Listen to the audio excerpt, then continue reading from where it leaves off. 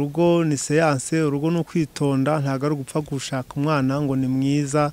Ndabizi abenshi bakunda bareba ikintu kimwe gusa. Tujye kuganira ku ngingo 6 ariko abenshi bareba ku ngingo imwe cyangwa 2.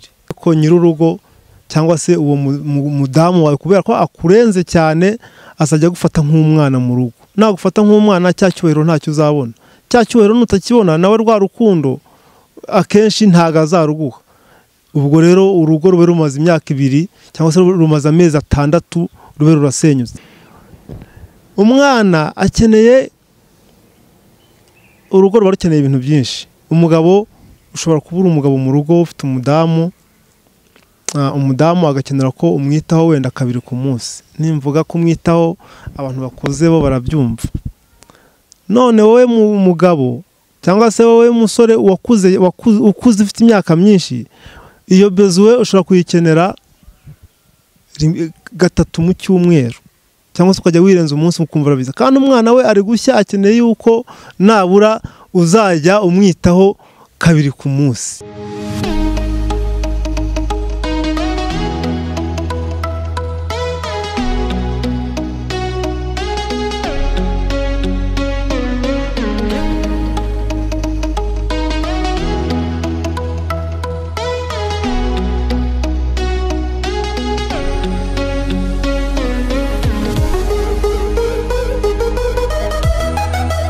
Yes, nongeye kugusuhuza ukomeje gukurikirana Impano Family TV umunsi ku munsi. Kubana natwe ni ingenzi cyane kandi turabashimira. Uyu munsi nkuko mubibona rero twongeye kugirirwa amahirwe, twakiriye nanone umwe mu basore cyangwa se mu bapapa bakiri abajene cyane, kuko ni umupapa nubwo mvuze ngo ni umusore ariko nuko muri kamera agaragara nk'umusore ariko araza kwibwira ni umupapa w'umujene cyane. Uyu munsi rero tujye kugana ku bintu bitandukanye ariko kubishingiye ku ngingo imwe, guhitamo. Icyo muhitamo rero muraza kukimenya. Reka tubanze tumuhe ikaze atwibwire. Mugabo haye ikaze hano ku Impano Family TV. Murakoze cyane. Tangira wibwira abakurikiye Impano Family TV kugira ngo twinjiye neza no mucyo mu ngingo nyirizina ikintu ugiye kubasangiza uyu munsi. Nitwa Birushyabagabo Josue, abantu hano muri kano karere ka Musanze mu murenge wa Busogo, muri centre ya Byangabo niho ntuye. Hanyuma tujye kuganira ku kiganiro kigendanye nuko wahitamo wowe musore cyangwa nkumi, ni gute wahitamo uwo muzabana mwubakanye urugo. Ndumva ari ibyo ngibyo tujye kuganiraho. Hanyuma ni gute wahitamo uwo muzabana, uwo muzashingana urugo. Mbere na mbere wowe se nkuko nabivuze nshobora kuba nakubeshye urarushinze. Ndi umugabo mfite umugore n'abana 2. Ndumva ari ibyo ngibyo. Okay, bivuze ko ibyo uratubwira mu muganiro abo ufite fact cyangwa se urabo ufite byinshi byo gushingiraho. Hanyuma tudatindiye abakurikiye Impano Family TV, ubundi mbere na mbere wa muganiyo kugira ngo umenye uwo muzabana, ubundi gukunda cyangwa se gukunda bino biri urukundo utari agape, utari urukundo Imana dutegeka gukunda bagenzi bacu. Uno rukundo ruri rwo kuganisha ku kubana. Ubundi njya nibaza ikibazo, kugira ngo ukunde urwo rukundo bisaba kuba uri mu kigero cy'imyaka ingahe cyangwa se ugeze mu kigero kingana gute?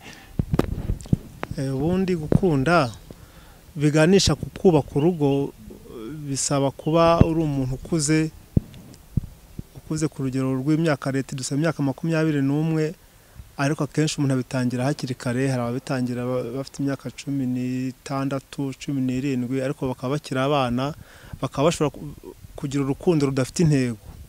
Ariko iyo ugeze mu myaka 20, gusubiza hejuru bitewe n'ibintu bikokipye cyangwa se n'ibintu uhugiyemo, utangira gutekereza ni gute nzubaka urugo gute, urumva ko utangiye gukura.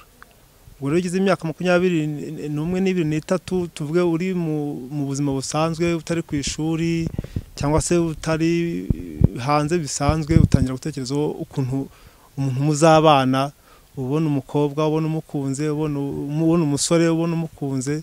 Bikaba ngombwa ko umuntu aba akeneye ubumenyi bukeya. Ese ni gute nahitamo umuntu, ese bazankunda gute, ugatekereza ibibazo byinshi.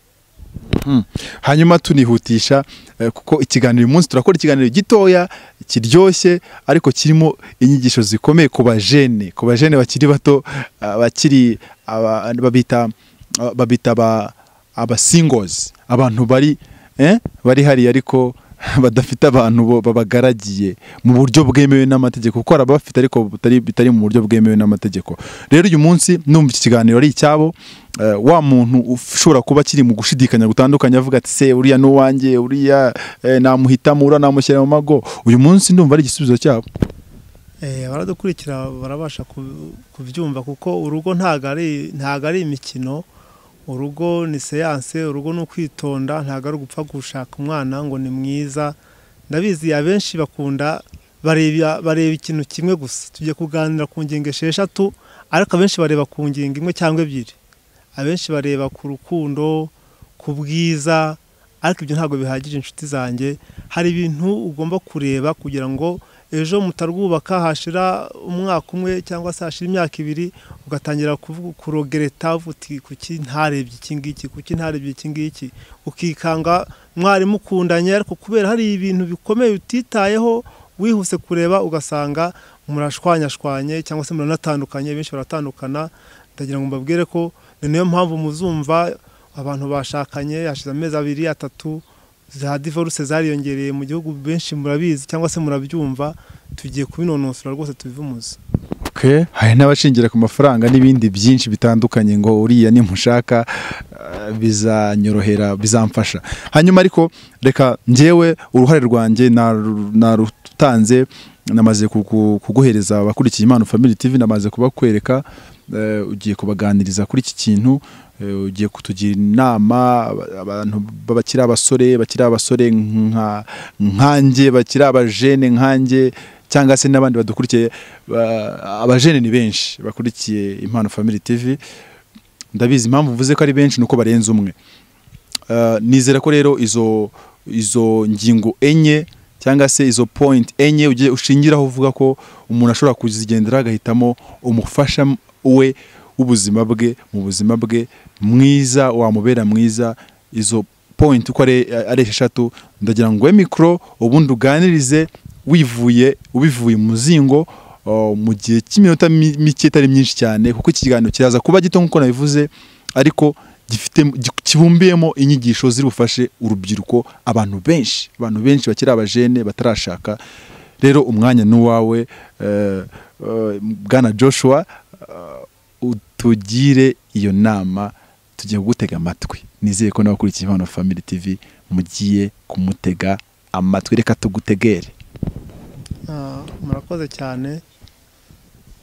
Nk'uko twari tumaze kubivuga, tugiye kuganira ni gute wahitamo uwo muzabana akaramata nk'uko nyine biri. Ubundi abantu benshi bazi ko iyo ugiye gushaka ureba umuntu mwiza, yaba inkumi se cyangwa umusore, ukareba iki, ariko hari ibintu ubundi ngenderwaho. Icyambere ni urukundo, nk'uko na Bibiliya yabivuze, urukundo ruruta byose. Ugomba kureba ko uwo muntu umukunda. Icya kabiri ureba ubwiza.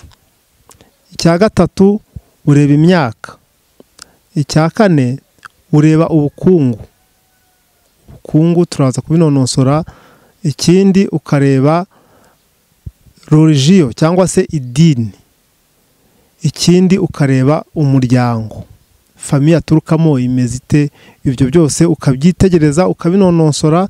Hanyuma nubwo byose yaba atabyujuje uko bikwiriye, ariko icyo atujuje ukaburi tayari yo kuvuga uti iki ngiki nubwo atacyujuje ariko byanze bikunze nzakihanganira. Nkuko twari tumaze kuvuga rero, urukundo mwese murabizi, urukundo ni ikintu kizana. Sinzi ukuntu narushushanya, ariko urukundo muraruzi. Urebye umuntu ukamukunda, ni itegeko kugira ngo ubane n'umuntu ugomba kuba umukunda.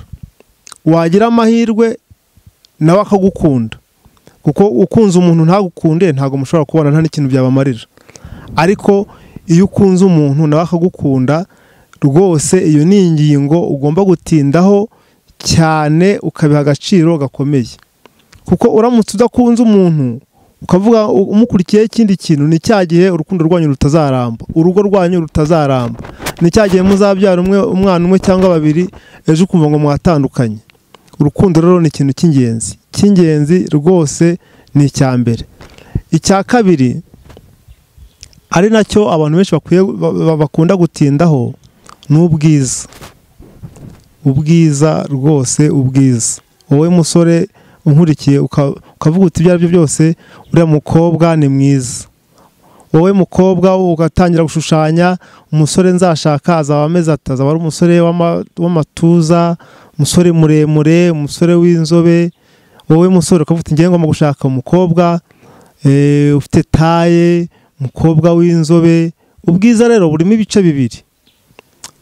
Hari ubwiza tubona inyuma, aparama, ukareba umuntu nyuma uko ateye, uko ashushanyije, niba ari inzobe, niba ananutse, niba abyibushye, niba ari igikara, ubwo ni ubwiza tureba inyuma.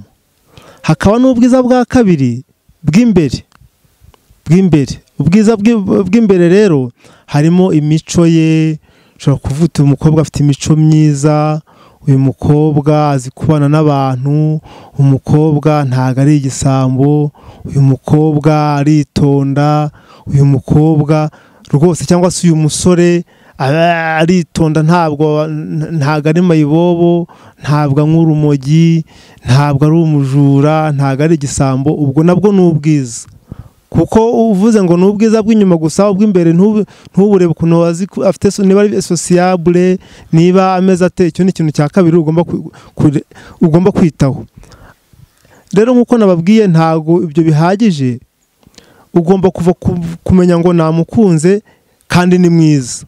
Buriya ubwiza ni ikintu gikomeye cyane kuri bamwe, kuko uramutse ushatse ukunze umuntu utari mwiza, sinzi urwo rukundo icyo rwaba rushingiyeho, ibyo byose hari ikindi rwaba rushingiyeho. Iyo umaze kunonosora ubwiza bwe bw'imbere n'ubw'inyuma, ubona ari umuntu nyine ubyujuje, ureba ikindi kintu cya gatatu gikomeye gicumuza n'abantu benshi, cyangwa se kibashuka, kijyanye n'ubukungu, ekonomi. Buriya ni ikintu gikomeye. Mu bukungu harimo amafaranga, mu bukungu harimo amashuri, niveau d'étude. Umuntu agomba kuba, nabwo ni ubukungu. Burya kujya ku ishuri umuntu akadevelopa, agakura, akazamuka, ni ubukungu bukomeye. Hanyuma hashobora kuba harimo n'imitungo yashatse, cyangwa se wabo bamushakiye, cyangwa se yabonye mu bundi buryo. Ubukungu rero ni ikintu gikomeye, kuko abantu benshi burabacumuza. Ukareba umusore kubera yuko ukumva ntumukunze cyane, ukabona si mwiza cyane, ariko kubera ko afite cash, wowe mukobwa ukamukurikira. Wowe musore kuko umukobwa afite akazi keza, ukavuga uti ndamubwaho nta kundi biri bugende. Ariko birakwiriye yuko ubinonosora, ukavuga uti se uyu mukobwa cyangwa se uyu musore ko ari umukene, ko ameze gutya, nzabyihanganira kumuzana. Ari naho hantu ubundi kubaka, iyo umuntu yubatse urugo, umugabo aba ari umutware w'urugo uko byagenda kose, kuko icyo abasore tugomba, abadamu bacu cyangwa se abakobwa, ni ukubakunda. Ariko abakobwa natwe icyo batugomba, tubasaba ahanini, ni ukutwubaha. Buriya icyubahiro wabyanga wabyemera cyangwa se utabyemera, ariko icyubahiro ku mugabo agomba kubahwa. Ntabwo rero wakubaha umuntu ahanini ukurusha ubushobozi cyane. Bisaba ngo ube ubyakire ibyo bintu, ubyakire mu buzima bwawe, wumve ko rwose uzabyihanganira. Niyo mpamvu uzasanga umusore afite ubushobozi. Ni urugero ngiye gutanga. Wowe musore ufite ubushobozi bwo guha madamu 20,000 mu cyumweru, madamu akiri 20,000 ujye guhaha nta kibazo. Kandi wa mukobwa iwabo mu rugo aho yabaye, mama we yamuhaga 300,000, akamuha n'imodoka n'umushoferi, ati mukobwa mwiza agenda uhashye. Icyo gihe akihahira imboga, akihahira ibiryo byoroheje, imiceri n'iki byose biri mu rugo. none wowe umwana w'abandi umugejeje mu rugo uratangiye ngo akiri 20 ngo uhahemo n'umuceri ngo uhahemo n'amavuta kandi 300 yamuhaye ubwo wenda ari hahira imboga hahe inzoga zo kunywa za rikeri zigize wenda bafite abashyitsi utuntu tworoheje. Birakwiriye ngo rero ubyiteho umenye ngo uyu mwana ko muzanye ibi bintu azabyihanganira. Bisaba ngo mu biganiro bihagije kuko kuva mu rugo umwana arahahisha 200 mu cyumweru wowe ukaza ku 20 cyangwa 50 ntekereza ko urukundo ruzatangira gukonja gake gake. Iri fo rero yuko rwose cyangwa se ugasanga umukobwa araje ageze mu rugo afite amafaranga, wowe musore uratangiye uti cyangwa se ushatse umudamu uri umusore ufite akazi k'100,000 ushatse umudamu wifitiye inzu ye ya etage afite imodoka 3 uraje mu rugo ngo uje kumubera umugabo. Ni cya gihe uzasanga wowe musore cyangwa se wowe mugabo bageze mu urwo rugo wibereye nk'umwana wabaye nka bucura bwiwe. Urumva ko ubukungu cyangwa ekonomi ni ikintu kigomba kugira imbaraga kandi ukacyitaho, kuko utacyitayeho ujuje kwitwa umugabo mu rugo ariko nyir'urugo cyangwa se uwo mudamu wawe kubera ko akurenze cyane azajya gufata nk'umwana mu rugo. Nagufata nk'umwana cya cyubahiro ntacyo uzabona, cya cyubahiro nutakibona nawe rwa rukundo akenshi ntago azaruguha. Ubwo rero urugo rube rumaze imyaka 2 cyangwa se rumaze amezi 6 rube rurasenyutse. Ni ngombwa ngo rero wowe musore nawe nkumi wite ku bukungu. Ikindi kintu ni imyaka. Buri imyaka ni ikintu gikomeye cyane abantu batakunda kwitaho ariko kandi gifite agaciro. Wowe uri umugabo uri umusore warangije kwibera umuhungu, ubu tubita abahungu abantu bageze mu myaka 35 cyangwa 45 bageze iyo hejuru tubita abahungu. Ufite imyaka 45 cyangwa se ufite imyaka 50 ugiye gushaka umwana, umukobwa hari umwana mutoya w'imyaka 21 niyo yemewe n'amategeko. None kujya gushaka umwana w'imyaka 21 buriya abantu baba bakeneye ibintu bitandukanye. Uwo mwana wowe warangije kujya mu mibare miremire, umwana azakenera yuko mu kwezi kwa buki uzamujyana, niba utuye Kibungo uzamujyana Igisenyi ku mazi mukamarayo nk'icyumweru muri mu kwa buki muri kuryoshya. Umugabo we ntabikeneye, akeneye gukora ikofi, akeneye gukora amafaranga. Niba ifite miliyoni ze 20 akeneye kujya mu kazi. Umunsi umwe uko warangira bugacya ajya mu kazi, nta n'ibyake nta byo kwitaho cyane bihagije. Umwana akeneye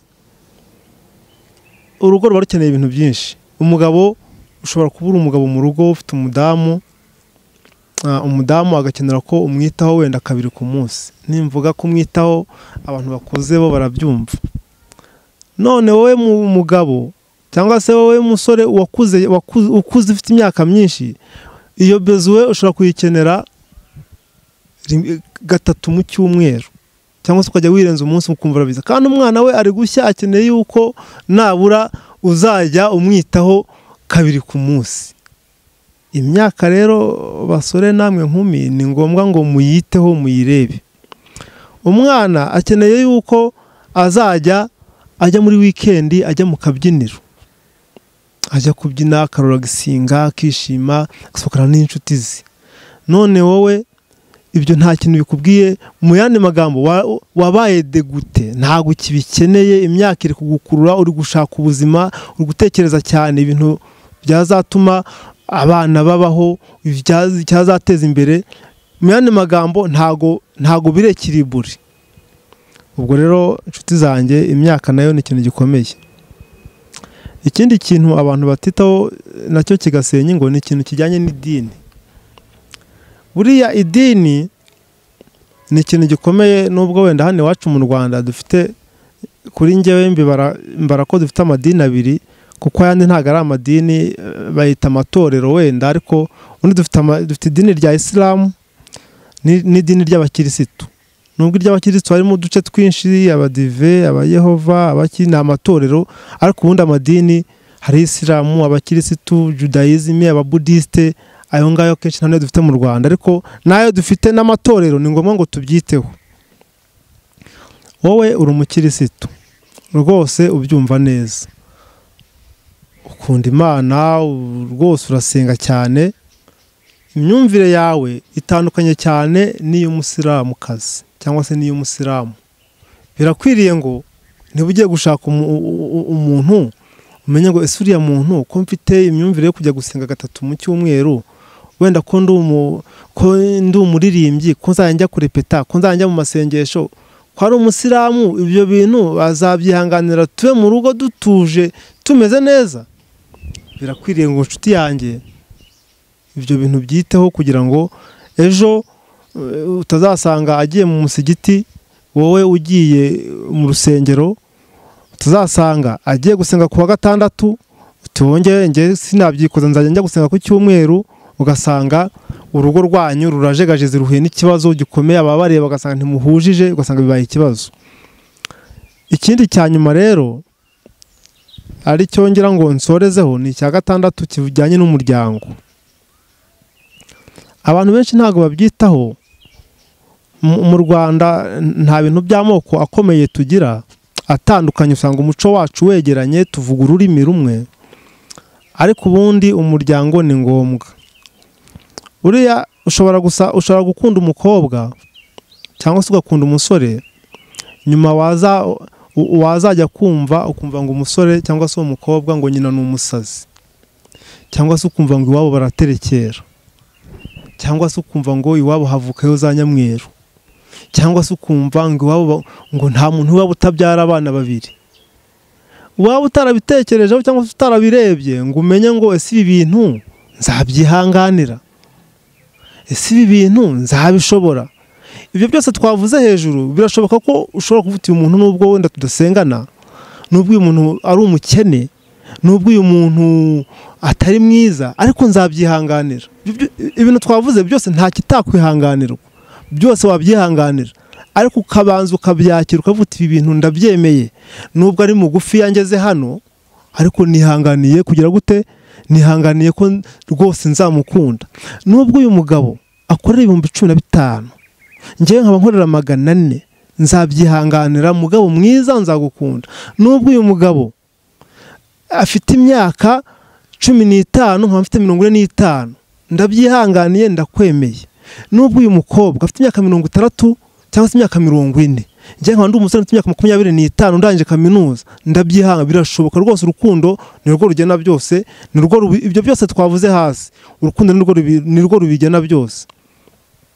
Ubwo rero nkaba nsoreje aha ngaha, inshuti zanjye, nkaba nabagira inama yo kutihutira, kuko urugo kera baravuga ngo umuhanda si umuharuro. Urugo ntago ari ahantu baza gukinira. Benshi bajya gushaka, bajya kubaka urugo bakurikiye ngo uyu musore ni mwiza, uyu mukobwa ni mwiza, nitujya mu buriri bizagenda neza, ariko ntago bihagije. Ni byiza ngo urebe idini, ni byiza ngo urebe umuryango akomokamo, wakire, wumve ko bizahuza n'uwiwanyu, nubwo wenda atari cyane, abantu batabiha agaciro cyane. Ni byiza ngo urebe imyaka afite, ni byiza ngo urebe ko umukunze, ni byiza ngo urebe byose nk'uko twabivuze, urebe ubukungu, ubyakire, mukore fiançailles. Fiançailles ntabwo imara iminsi 2 cyangwa 3 cyangwa icyumweru. Kera twiga baratubwiye ngo fiançailles imara amezi 6.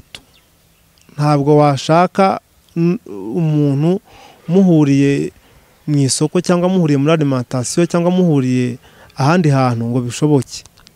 Birakwiriye yuko twitonda. Urugo abari kuzabana karamata, ntabwo umuntu mugiye kuzabana karamata ari umuntu wo kugira ngo ugende umurebe icyumweru 1-2. Ndumva nabashimira kudukurikirana, murakoze. Yes, urakoze cyane Joshua, urakoze cyane ku manuro uhaye abajene badukurikiye batarafata icyemezo kuri iyi ngingo. Nukuri ndizera ko biri budufashe. Utubwiye ku ngingo 6, kubanza gukunda umuntu, ubwo ni urukundo, ukareba ku bwiza nimba uri satisfied ku bwiza bwe, nyine ubwishimiye. unyuzwe ku bwiza bwe, ukareba ku bukungu, nimba ubukungu utarabugendeho cyane umuhitamo, nimba ubukungu bwe, nimba ari umukene, nimba ari bwifashije cyangwa se butifashije, butihagije, ukamenya ko ubukunze. Ukareba ku imyaka utazishimira gusanga umuntu ukurusha imyaka myinshi cyane, kuko hari byinshi mu bishimisha umubiri cyangwa se mu bishimisha ibyishimo bya muntu, cyangwa se umuntu w'imbere ukeneye kwishima, ugasanga ibyo mudahuje. Ukareba ku idini, ukareba no ku muco, si ku muco, ku muryango umugore wawe cyangwa se umugabo wawe aturukamo. Ukareba ko byose ibyo bintu byose unyuzwe nabyo, nta kintu na kimwe ugiye ushidikanya, kuko iyo ugiye ushidikanya nawe ni cya gihe ugarukira mu nzira utaragera mu cyumba. So Joshua, ndagira ngo wamaze gusezera abakurikiye Impano Family TV, ariko ndagira ngo nkugarukeho gatoya nk'umunota umwe cyangwa umwe n'igice, ugire muri urwo rugendo rwa mariage urimo, cyangwa se watangiye ngo ugeze kure, umugabo w'abana 2 ndumva urugeze kure, utubwire ikintu kiri budufashe kiri tubere nk'impamba y'ubuzima. Tumaze kutubwiriza ingingo 6, ariko gira ikintu ziherekeresha, ikintu utanga giherekeza zino ngingo 6 kitubere nk'impamba y'ubuzima, gibere abantu bakurikiye Impano Family TV nk'impamba y'ubuzima, izabafasha, izabaherekeza kugira ngo izi ngingo bazabashe kuzubahiriza. Murakoze cyane. Impamba y'ubuzima nagenera abadukurikiye, buriya urugo niyo kado ya mbere y'Imana nabonye iha abantu bashakanye. Nababwira ngo rero ni byiza gukora fiançailles, ni byiza kurambagiza harimo ibyo byose nababwiye. Nkababwira ngo muhitemo neza, mwihubuka, ntimwumve ko urugo ari ikintu kimwe, ahubwo ibyo byose nubikomatanya nibwo uzabasha kugira urugo rurambye kandi rwahawe umugisha n'Imana. Yes, murakoze cyane rero. Dukomeza kugushimira Joshua, dukomeza gushimira cameraman, dukomeza gushimira inshuti wo ukomeje gukurikira Impano Family TV umunsi ku munsi. Ukanda subscribe, duha igitekerezo muri commentaire, wakumva inkuru yikunze ukaba wayihana mugenzi wawe ku bushake bwawe. Nukuri ibyo bintu turibashimira umunsi ku munsi. Iyo tubonye umuntu umwe yiyongereye kuri twebwe mu muryango wacu 2 3, turabibashimira kandi tubishimira n'Imana cyane. Tubasaba umugisha, mukomeze mubane natwe umunsi ku munsi. Ciao ciao.